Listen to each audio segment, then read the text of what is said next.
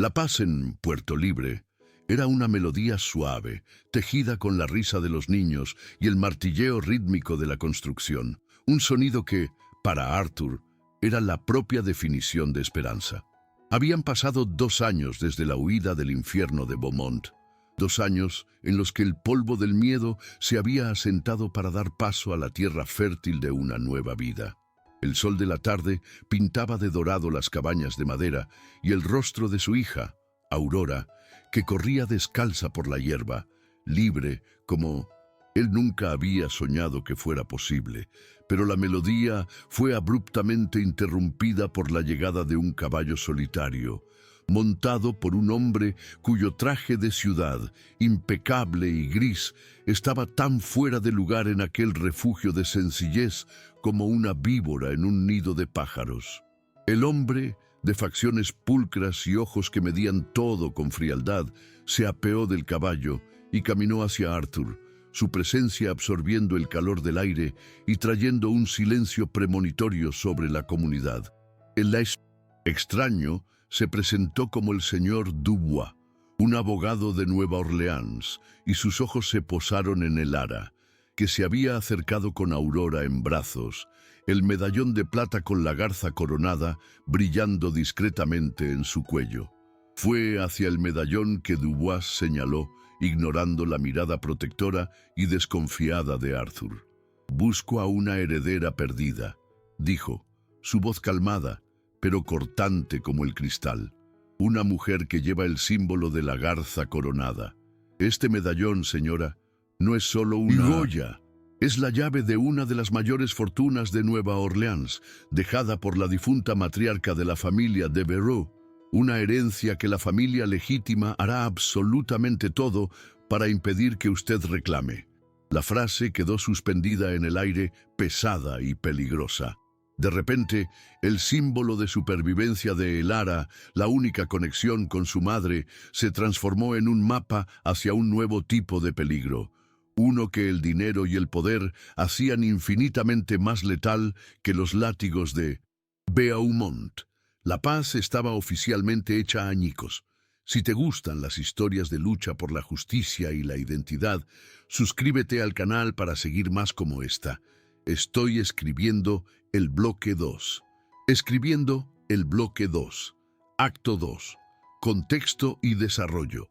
La noche que siguió a la visita de Dubois fue larga y sofocada por un silencio denso. Arthur sentía el peso de aquella revelación como si fuera una cadena en sus hombros, arrastrándolo de vuelta a un mundo de opresión que había jurado dejar atrás. Para él, la palabra herencia venida de la boca de un hombre blanco era sinónimo de trampa, una artimaña para quitarles lo único de valor que poseían, la libertad. Observaba a Elara, que sostenía el medallón con una intensidad que nunca antes había visto. Sus ojos no brillaban con codicia, sino con un dolor antiguo, una pregunta que ahora tenía la oportunidad de ser respondida. Veía en ella la peligrosa llama de la esperanza y temía que el fuego que la calentaba pudiera acabar por consumirlos a ambos, reduciendo a cenizas el santuario que habían construido con tanto sudor y sangre. El abogado había sido claro sobre el principal arquitecto de la oposición que enfrentarían, Auguste Devereux, el sobrino de la matriarca, un hombre que personificaba a la élite criolla de Nueva Orleans. Dubois lo describió no como un bruto, sino como una serpiente venenosa envuelta en seda. Auguste era un caballero de hablar suave, asiduo de óperas y salones literarios, cuya creencia en la pureza de su linaje era una religión fanática. La existencia de Elara no era para él una cuestión familiar, sino una mancha de sangre impura que amenazaba con manchar el blasón de los Devereux. No usaría matones estúpidos como los de Beaumont. Su arsenal se componía de abogados corruptos, jueces comprados y asesinos discretos que se movían por las sombras de la ciudad como fantasmas a su servicio, garantizando que su voluntad fuera ley. Para Elara, la fortuna era solo una niebla lejana y sin forma. Lo que se había vuelto real y urgente era el rostro de su madre. Toda la vida había llevado aquel trozo de plata como un fragmento de un espejo roto, un reflejo incompleto de su propia identidad. ¿Quién era la mujer que le había dado la vida y aquel símbolo? ¿Tendría ella los mismos ojos, la misma sonrisa triste que a veces Elara veía en su propio reflejo en el agua del río? El viaje a Nueva Orleans dejó de ser una búsqueda de derechos o riquezas y se convirtió en una peregrinación sagrada en busca de sí misma. Reclamar la herencia era, en su alma, reclamar la historia que le había sido robada. Era darle un nombre y un rostro al amor que la concibió y al sacrificio que la salvó. Arthur, por otro lado, veía el mundo a través de lentes forjadas en el fuego de la brutalidad. Sus ojos recorrían Puerto Libre, cada viga de madera, cada huerto floreciente, cada niño que jugaba sin el miedo del látigo. Aquello era su herencia. Aquella paz era su fortuna. Miraba la piel de Aurora tan vulnerable bajo el sol, y la idea de llevarla al corazón de una ciudad gobernada por hombres como Auguste de Verot parecía una traición a todo por lo que había luchado. ¿Qué valía el oro de una familia que ciertamente los despreciaba? Arriesgar la seguridad de su hija, la vida de Elara y la paz de aquella comunidad por un nombre en un testamento parecía la más pura insanidad, una invitación a la destrucción segura. La decisión fue sellada bajo el pálido brillo de la luna, en una conversación susurrada para que Aurora no se despertara. Es la única oportunidad de que Aurora tenga más que esto, argumentó Elara con la voz entrecortada. No el dinero, sino el poder de no tener que huir nunca más. Arthur, por fin, comprendió. No se trataba de reivindicar un lugar en la mesa de sus opresores, sino de adquirir las armas para construir una fortaleza infranqueable para los suyos. Accedió, no por Elara, sino por la visión de un futuro donde Aurora no necesitaría y correr. El viaje a Nueva Orleans no sería una búsqueda de aceptación, sino una incursión en territorio enemigo para saquear los recursos necesarios para garantizar de una vez por todas la soberanía de su familia y de su pueblo. El día de la partida fue gris, como si el propio cielo lamentara su marcha de Puerto Libre. La comunidad se reunió en un silencio solemne, los rostros marcados por la preocupación. Las mujeres abrazaron a Elara, entregándole pequeños atillos de comida y hierbas para el viaje. Los hombres estrecharon la mano de Arthur, un gesto que transmitía más de lo que las palabras jamás podrían. Eran miradas que decían, volved a nosotros, y no dejéis que ese mundo os engulla. Al montar a caballo, con Aurora acurrucada entre ellos, Arthur miró hacia atrás una última vez, grabando en su memoria la imagen de aquel refugio. La visión de su hogar, haciéndose pequeño a la distancia, era como un cuchillo en su pecho. El miedo a que tal vez nunca más lo vieran era un veneno frío en sus venas. El viaje hacia el sur fue una transición gradual de la esperanza a la amenaza. Las llanuras abiertas y soleadas, que simbolizaban la vastedad de la libertad recién conquistada, dieron paso a bosques densos y oscuros, cuyos altos árboles parecían inclinarse sobre ellos como centinelas silenciosos y agoreros. El aire se volvió más pesado, húmedo, cargado con el olor de tierra mojada y descomposición, presagiando la proximidad de los pantanos de Luisiana. Con cada legua recorrida, Arthur sentía un nudo apretándose en su estómago. No solo estaban viajando por un paisaje diferente, estaban adentrándose en las entrañas de una sociedad cuya hostilidad era más antigua y más profundamente arraigada que la de cualquier capataz. Un mundo donde el prejuicio era un veneno sutil en el aire que se respiraba. La sensación de estar siendo observados comenzó como un escalofrío en la nuca de Arthur, una intuición perfeccionada por años de supervivencia. Pronto se transformó en certeza. En un pequeño pueblo polvoriento, mientras compraban provisiones, notó a un hombre con una cicatriz en el rostro que parecía demasiado interesado en sus movimientos, desapareciendo en las sombras cuando percibió su mirada. Días después, durante el cruce de un río, un jinete solitario los observó desde la cima de una colina, manteniendo la distancia, pero dejando sentir su presencia. No era una persecución abierta, sino una caza paciente y calculada. Auguste Devereux no necesitaba jaurías de... Sus cazadores eran hombres y se estaban acercando, probando sus defensas, esperando el momento adecuado para dar el zarpazo y arrancarles la única prueba de su reclamación. Mientras tanto, en Nueva Orleans, Auguste Devereux estaba en su elemento, un depredador en su territorio. En su mansión en el Garden District, rodeado de muebles franceses y el olor de puros cubanos, recibió la noticia de que la bastarda estaba en camino. Una sonrisa fina, desprovista de cualquier calidez, curvó sus labios. «Es más tonta de lo que imaginaba», le dijo a su subordinado. «¿Cree que puede entrar en mi ciudad, en mi casa, y reclamar lo que es mío por derecho de sangre y nombre? Contraten a los mejores. Quiero el medallón y quiero que ella y el salvaje que la acompaña desaparezcan. Hagan que parezca un accidente, un asalto en el camino. El honor de la familia Devereux no será manchado por un error del pasado». La crueldad de Auguste no se manifestaba en gritos o violencia explícita, sino en una frialdad calculada que era mucho más aterradora. Más tarde esa noche, durante una cena suntuosa, humilló públicamente a una joven sirvienta por derramar una sola gota de vino en su manga de seda.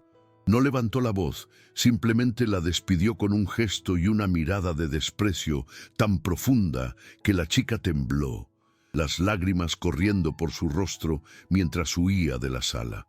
Para Auguste, las personas eran meros objetos, peones en su tablero de poder y prestigio. Elara no era una pariente perdida, era una pieza fuera de lugar que necesitaba ser eliminada para que el juego continuara a su favor, y no tenía escrúpulos en barrerla del tablero permanentemente. Exhaustos y con los nervios a flor de piel, encontraron un refugio temporal en una cabaña aislada a la orilla de un arroyo, el hogar de una vieja curandera llamada Mama Celeste, cuyo nombre les había sido susurrado por un aliado en el camino. La mujer, de rostro arrugado como la corteza de un árbol y ojos que contenían la sabiduría de generaciones, los acogió sin hacer preguntas. Les ofreció un guiso caliente, cuidó de los arañazos de Elara y preparó un té de hierbas que finalmente permitió que Aurora durmiera un sueño tranquilo. Aquella noche, alrededor de la chimenea crepitante, el sonido del fuego y la presencia serena de Mamá Celeste fueron un bálsamo para sus almas heridas, una pequeña isla de paz en un océano de peligros. En la quietud de la cabaña, con el olor a romero y madera quemada en el aire, Arthur y Elara redescubrieron su conexión. Mientras Aurora dormía, él se sentó a su lado y limpió un arañazo en su brazo con un paño húmedo, su tacto gentil y firme. «No debería haberte dejado hacer esto», susurró él, la culpa pesando en su voz. Elara posó su mano sobre la de él, sus dedos entrelazándose. «Lo hicimos, Arthur. Juntos», respondió ella, su voz inquebrantable. «No hay otro camino». En ese momento, no eran un exesclavo y una heredera perdida, sino simplemente un hombre y una mujer su familia, luchando, su amor, un escudo más fuerte que cualquier acero contra las tinieblas que se acercaban.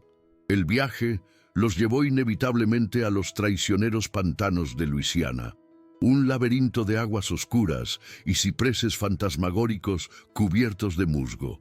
El aire era espeso y difícil de respirar, y los sonidos de la vida salvaje creaban una sinfonía siniestra a su alrededor. Fue allí donde los hombres de Auguste atacaron. Emergiendo de la niebla como espectros, los rodearon. Lo que siguió, no fue una lucha, sino una huida desesperada. Arthur guió el caballo por caminos imposibles, mientras flechas y balas zumbaban cerca de sus oídos. La belleza mortal del pantano se convirtió en su único aliado, sus aguas turbias y sus árboles retorcidos ofreciendo una cobertura precaria contra los cazadores que los perseguían con la tenacidad de los lobos. En un momento de puro caos, uno de los cazadores logró acercarse lo suficiente como para agarrar las riendas del caballo, arrojándolos al suelo, fangoso. Arthur se levantó, listo para luchar hasta la muerte, pero el hombre lo ignoró. Su objetivo era Elara. Se abalanzó sobre ella, sus dedos como garras, tratando de arrancar el medallón de su cuello. El metal frío arañó su piel, la cadena se rompió. Por un instante el mundo se detuvo, pero antes de que pudiera cerrar la mano sobre el premio, Arthur lo golpeó con toda su fuerza, dándole a Elara el segundo que necesitaba para recuperar la garza plateada y correr. Se sumergieron en las aguas oscuras, usando la corriente para esconderse, emergiendo metros más adelante, jadeantes, embarrados, pero vivos. Escondidos en una pequeña comunidad de fugitivos en el corazón del pantano, finalmente tuvieron la revelación que buscaban. Un anciano llamado Joseph, al ver el medallón, comenzó a llorar silenciosamente. Había conocido a la madre de Elara, Cécile de Verou. Contó la historia de una joven blanca de espíritu indomable que se había enamorado de un músico esclavo llamado Marcus, el padre de Elara. Contó sobre el amor prohibido, el embarazo secreto y la furia de la familia de Verou. Cécile huyó, no para vivir en la deshonra, sino para garantizar que su hija naciera libre. Murió poco después del parto, entregando el medallón a Joseph con una última petición: dile que no fue un error, fue un acto de amor. En ese momento, la herencia de Elara fue redefinida, no en oro, sino en el legado de valentía de su madre. La llegada a Nueva Orleans fue una agresión a los sentidos. Pulsaba con una energía febril, una mezcla embriagadora de opulencia y decadencia. El aire húmedo y pesado transportaba el sonido de melodías de jazz que se escapaban por las ventanas de los salones. El olor de magnolias mezclado con el hedor a pescado del mercado y el tufo de las alcantarillas al aire libre. Balcones de hierro forjado, adornados con helechos, se asomaban a calles sucias donde la miseria y la riqueza bailaban un vals incómodo. Para Arthur, Elara y la pequeña Aurora, la ciudad era un monstruo hermoso y peligroso. Cada mirada que recibían parecía medir su valor, su color y su lugar, y la sensación de estar siendo cazados se intensificó, transformando la admiración por la arquitectura en un miedo constante de que cada callejón oscuro fuera una trampa. No necesitaron buscar la confrontación vino a ellos. A la mañana siguiente de su llegada, un hombre de librea impecable llamó a la puerta de la modesta pensión donde se hospedaban. Traía un sobre sellado, con el blasón de la familia Devereux. No era una invitación, sino una citación. Auguste Devereux los esperaba en su mansión al mediodía. Quería que la audiencia ocurriera en su territorio, un escenario donde él era el director, el actor principal y el verdugo. El señor Dubois los encontró minutos después, su rostro pálido y serio. «Es su única oportunidad», dijo. «Pero sepan que están entrando en la guarida de la araña. Él no juega para herir, juega para matar». La hora de la verdad había llegado, y el escenario estaba listo para la gloria o para la aniquilación. Atravesar las puertas de la mansión Devereux fue como entrar en otro mundo, uno construido para exaltar el poder y aplastar el espíritu de los indignos. Columnas blancas e imponentes se erigían como huesos de gigantes, sosteniendo una fachada que los miraba con arrogancia. El jardín, con sus rosales perfectamente podados y fuentes susurrantes, era de una belleza fría y sin vida. Al entrar, el sonido de sus pasos resonaba en el suelo de mármol pulido de un vasto salón. Las paredes estaban adornadas con retratos al óleo de generaciones de Devereux, sus miradas severas y pálidas pareciendo seguir a Elara, juzgándola, condenando la sangre impura que osaba traer dentro de sus sagrados muros. La propia casa parecía respirar desprecio. Auguste los esperaba en el centro de la biblioteca, una sala grandiosa con paredes forradas de libros que probablemente nunca había leído. Estaba de pie frente a una chimenea de mármol, un vaso de coñac en la mano, la personificación de la autoconfianza y el poder. No estaba solo. Sentados en sillones de terciopelo estaban otros miembros de la familia y sus abogados, un jurado de rostros hostiles reunido para presenciar el espectáculo. «Ah, la hija pródiga», dijo Auguste, su tono mezclando una falsa cordialidad con un veneno cortante. «Debo admitir que su perseverancia es pintoresca, pero toda fantasía tiene su fin, y la suya termina hoy, en esta sala». La sonrisa en sus labios era la de un cazador que acaba de acorralar a su presa. Inició su ataque no con amenazas, sino con el afilado bisturí de la humillación. Con una calma cruel, deshilachó la historia de Elara, transformándola en un cuento sórdido de vergüenza familiar. Describió a Cécile, la madre de Elara, como una joven débil y mentalmente inestable, cuya pasión exótica por un esclavo fue un acto de enfermedad, no de amor. El medallón, según él, no era más que una joya sin valor que su prima distribuía a sus sirvientes favoritos. «Usted no es una Devereux», declaró Auguste, su voz resonando en la silenciosa sala. «Usted es la lamentable consecuencia de la debilidad de ella, un secreto sucio que debería haber permanecido enterrado. Su presencia aquí es un insulto a la memoria de mi tía y a nuestro nombre». Las palabras de Auguste golpearon a Elara con la fuerza de un golpe físico, robándole el aliento. La duda, como una mala hierba, amenazó con sofocar su determinación. Sintió su temblor y colocó una mano firme en su espalda, un gesto silencioso que decía: «Estoy aquí, lucha». Fue suficiente. Elara levantó la barbilla. Las lágrimas que amenazaban con caer se transformaron en fuego en sus ojos. Recordó las palabras del viejo Joseph en el pantano, la historia de un amor que desafió a un mundo de odio. Su voz, cuando finalmente habló, no era alta, pero cargaba un peso que hizo que todos en la sala se inclinaran para escuchar. «Mi madre no fue débil», dijo, sílaba resonando con convicción. «Fue la persona más valiente que jamás haya existido». Mientras Elara comenzaba a contar la verdadera historia de Cécile y Marcus, la compostura de Auguste comenzó a resquebrajarse. La narrativa de ella, llena de detalles íntimos y de una verdad emocional innegable, estaba cautivando a su público. Viendo que el control de la situación se le escapaba de las manos, Auguste hizo una señal casi imperceptible con la cabeza. Cerca de la puerta, uno de sus hombres, un matón con cara de asesino, retiró su chaqueta, revelando la empuñadura de un revólver en su funda. El mensaje era claro y letal. «Continúa, y el próximo sonido que oirás será un disparo». El aire se enrareció con la tensión. El peligro físico y la batalla emocional colisionando en ese instante, creando un vórtice de miedo y desafío.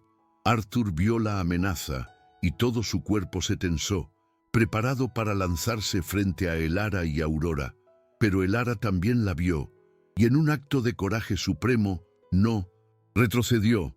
En cambio, dio un paso adelante, sosteniendo el medallón para que todos vieran la garza coronada brillando bajo la luz del candelabro. «Este símbolo no es una petición de su aceptación o su dinero», declaró, su voz sonando como una campana. «Es la prueba de un legado que usted intentó borrar. El nombre de mi padre era Marcus, y su amor. Giró el medallón, revelando una pequeña y gastada inscripción en la parte trasera. Era para siempre. Trazó las palabras grabadas con el dedo. Cécile a Marcus, pour toujours. Un suspiro colectivo recorrió la sala. La inscripción era una prueba irrefutable, un secreto íntimo que ningún impostor podría conocer. Desde uno de los sillones, una mujer anciana, la tía abuela de Auguste, se levantó con dificultad, con los ojos anegados en lágrimas. Recuerdo esa inscripción.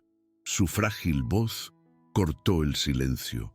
Cécile me la mostró el día que lo recibió. Dijo que era el símbolo de su verdadera vida. El impacto de aquellas palabras fue devastador.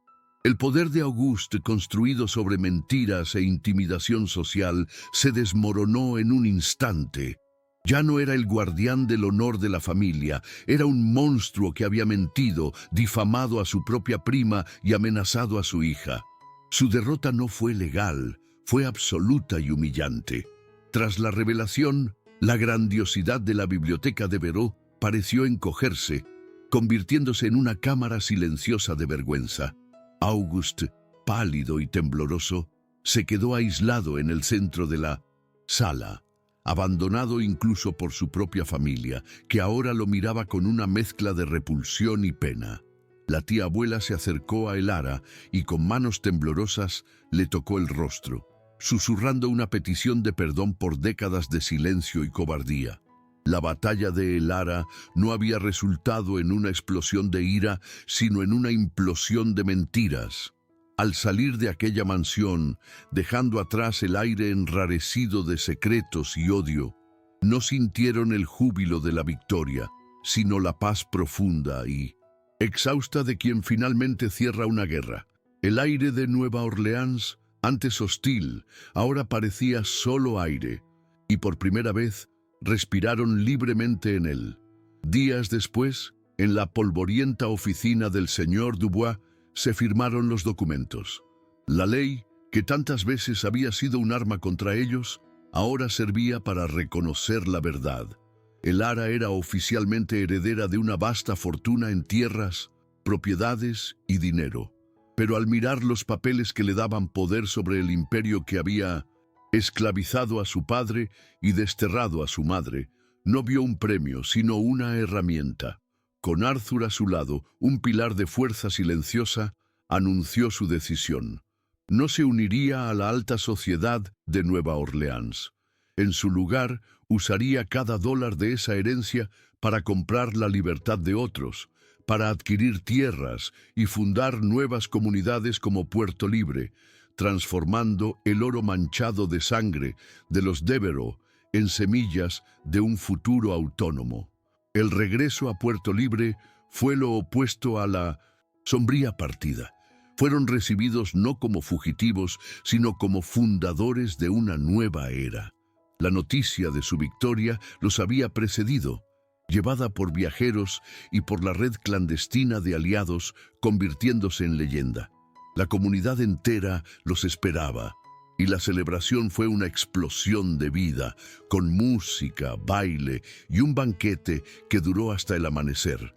Arthur miró los rostros exultantes alrededor de la hoguera, a los niños que corrían sin miedo, y vio el verdadero significado de su viaje. No habían ido a Nueva Orleans para reclamar una herencia para sí mismos. Habían ido para garantizar que cientos de otras familias pudieran tener la suya propia, un pedazo de tierra, una casa y la dignidad de ser libres. Aquella noche, con la fiesta todavía resonando a lo lejos, Arthur y Elara se sentaron en el porche de su cabaña, observando a la pequeña Aurora dormir serenamente. El cielo estaba increíblemente estrellado, un dosel de diamantes sobre su mundo seguro. «Hiciste más que descubrir el nombre de tu madre», dijo Arthur, su voz embargada de admiración. «Le diste a ella la victoria que nunca pudo tener». Elara sostuvo el medallón en su mano. Ya no pesaba con el misterio de un pasado desconocido. Ahora era ligero. Un símbolo no de linaje o de sangre, sino de la resiliencia del amor y el coraje de reescribir el propio destino. Finalmente, estaba completa, no por ser una Devereux, sino por ser inquebrantablemente ella misma. El legado de la garza coronada se extendió por toda. El dinero que se había acumulado a través del dolor de muchos fue utilizado para crear una red de refugios, oasis de seguridad y oportunidad. Vemos la imagen de nuevas tierras siendo aradas, las paredes de una escuela siendo erigidas y el símbolo de la garza tallado sobre el portón de cada nueva comunidad. La herencia de El Ara no fue un fin, sino un comienzo. El desenlace muestra la imagen final de Aurora, algunos años mayor, sentada bajo un árbol, leyendo un libro a otros niños, mientras El Ara la observa con una sonrisa serena. El ciclo de violencia e ignorancia había sido roto, reemplazado por uno de conocimiento, comunidad y esperanza. Si tú también crees que el verdadero legado es aquel que construimos con coraje y amor, suscríbete al canal y cuéntanos en los comentarios desde dónde nos estás viendo.